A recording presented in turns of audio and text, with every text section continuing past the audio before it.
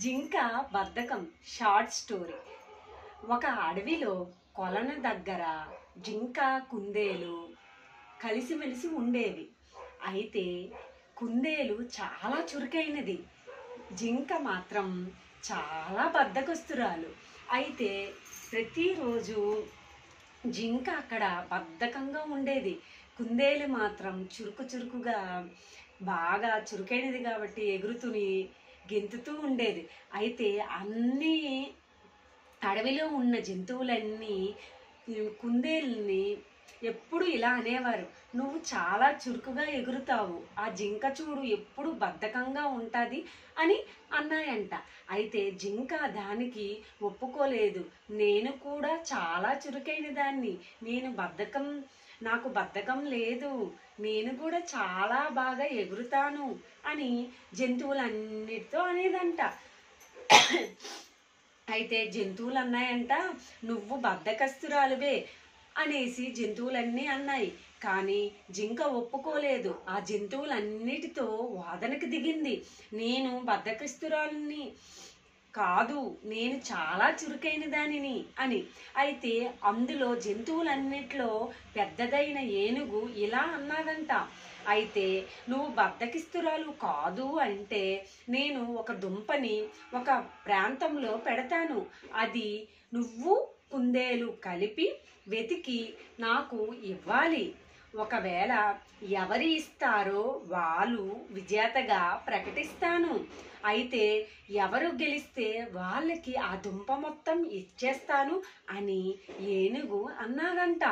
అప్పుడు కుందేలు జింక ఆ రెండిటికి ఓకే, ఈ పోటీకి మా ఇద్దరము సిద్ధమే అన్నాయి. అయితే జింక కుందేలు ఇంకా ఎప్పుడు పోటీ పెడతాయని వెయిట్ చేస్తున్నాయి. అయితే జంతువులు కూడా చాలా ఉత్కంఠంగా చూస్తున్నాయి, ఈ పోటీలో ఎవరు గెలుస్తారు.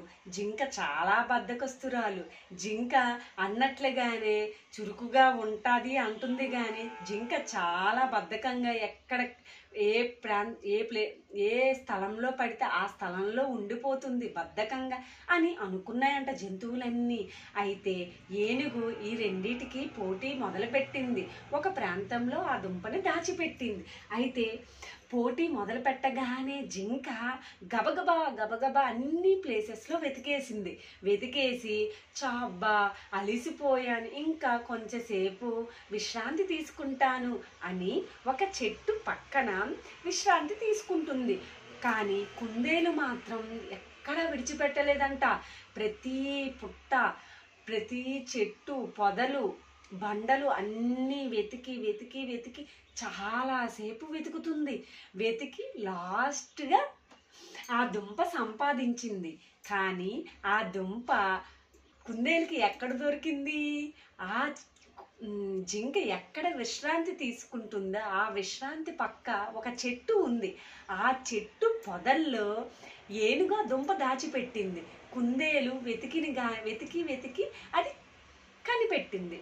తర్వాత ఆ దుంప తీసుకెళ్ళి ఏనుగు చేతిలో పెడితే కుందేలుకి నువ్వే విజేతవు అనేసి ఇంకా డిక్లేర్ చేసేసారు, కన్ఫర్మేషన్, అదే నువ్వు విజేతమే అనేసి ప్రకటించారు. జంతువులు అన్నీ కూడా చూడు, జింక మనతో వాదించింది, నేనే చురుకైన దానిని, నేను బద్ధకిస్తురాలను కాదు అని. కానీ జింక పక్కనే ఉన్న దుంపను మాత్రం కనిపెట్టలేదు, ఎందుకంటే దాని బద్ధకం వల్ల పక్కనే ఉన్న చెట్టు పొదల్లో ఉన్న దుంపని కనిపెట్టలేకపోయింది అనేసి జంతువులన్నీ అనుకున్నాయి. అప్పటి నుండి నా పక్కనే ఉన్న నేను దుంపని కనిపెట్టలేకపోయాను అనేసి జింక అప్పటి నుండి బద్ధకిస్తురాలు కాకుండా చురుకుగా మారింది. నీతి ఏంటంటే బద్ధకంగా ఉంటే ఏ పనిని మనం సాధించలేము.